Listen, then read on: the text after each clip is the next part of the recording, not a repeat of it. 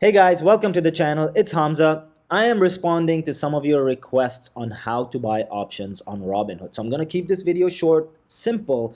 And the reason I'm making it is because I did buy some call options today. And as you guys can see, they're all in the green. I ended up buying DraftKings, Clove, BNGO. All of them are sitting in the green. I'm not too worried about NEO. I think it's going to go up, but that is all for a later video. When the market closes, I will be covering the entire portfolio and the moves that I made today. And I made quite a few moves already. I am going to continue to make some moves as the market moves. Now, I just want to show you guys how easy it is to buy calls and how I personally buy calls because I don't track the market every minute. So all the stocks that I invest in are actually growth stocks, and I believe that they're going to grow significantly. Some of them up to 10x, which is why I invest in them. So I don't really trade in and out of stocks too much. I've been selling a lot of my large cap stuff on this portfolio because I told you guys I'm going to be investing more in the micro cap stuff. Now, with that being said, I want to show you guys how to buy calls or puts on Robinhood. So the first thing you do is you look for the stock that you are interested in buying. So let me quickly go over here and show you guys. For example, I'm going to just take an example here of Apple. And I click on Apple, and over here it says trade Apple options. Now, as soon as I click on this, what you guys are going to see is it's going to give me the most recent expiry date. Now, this green line is the in the money, out of the money line. Now, what that means is the contract is currently in the money below this line and is out of the money above this line. That's what happens when you are buying calls.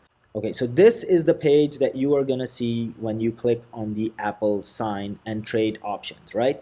You're going to get these contracts, and this is what that's going to look like. Now, this is for this Friday. So immediately, by default, Robinhood is going to show you the next Friday after the call is supposed to be executed, or the day you are executing. Just think of it this way: the day you're executing the call, it's going to show you the following Friday. So if you're buying on Friday, it's going to show you the following Friday. If you're buying on Monday, it'll show you the next Friday, which means you have a few days to sit on that option. Now, I personally do not trade options that close. My minimum timeline to buy options is actually 6 months. Nothing less than 6 months in my portfolio. I don't do options trading less than 6 months. So everything I buy is very long term, which is why I really don't panic when I'm losing money on my calls, because I know I have plenty of time to execute them if need be, or sell out of them at a massive gain if the stock has had the run up that I have anticipated. Okay, now with that being said, the call has already dropped to 97 cents. What does that mean? That means that we are gonna click here and click on the number one, which means you want to buy one call option. Now, one call option, you are basically buying a contract that is good for 100 shares or 100 stocks. And what that means is you now are sitting on one contract that will move upwards as if you owned 100 shares, which is why people like to leverage up and like to buy call options when there is positive news or catalysts towards a business. So let me just go to review order over here really quickly and click on that. And now Robinhood is going to tell me that this one contract that I want to buy, which is equal to 100 shares, is going to cost me $97. Now, this is not where you stop, okay? Usually what people will do is they're just going to click on submit, but you don't want to do that, okay? This is what I usually do. Now, as you can see over here, it says 0.98 cents. What you want to do is you want to click back on this call and see what the bid ask is. So the bid over here, as you can see, is 97.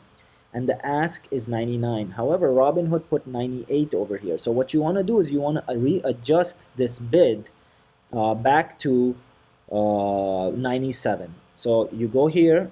Robinhood has already readjusted that because the price of the stock actually came down. So 97 is where it's at. And over here, it's down to 96. So what I'm going to do over here is I'm going to put 0.96.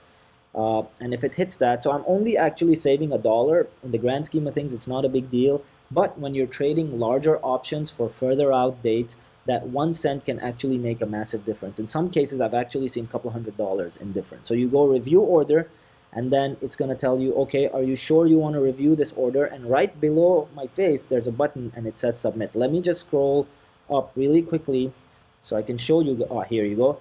And it says submit. So you're going to hit this submit button, and it is going to submit your request. Now, I'm not going to submit this request because I don't want to buy a call for Feb 6. So I'm going to show you some other options as well, right? So now we have access to potentially 100 shares of Robinhood for just $100, right? It's extremely high risk and very highly leveraged. So you guys need to know exactly what you're doing over here. Now, in my case, what I would be doing is I would be actually looking at, for example, if it was me, I would be looking at a Jan 21st, 2022 call option, and I would like to buy it in the money, which means it would cost around $20 per share per contract. So I click on plus over here. If I add this call position right now, it's $20, okay, per contract. So I click continue, and it gives me access to buying 100 shares, right? So I'm going to click on this.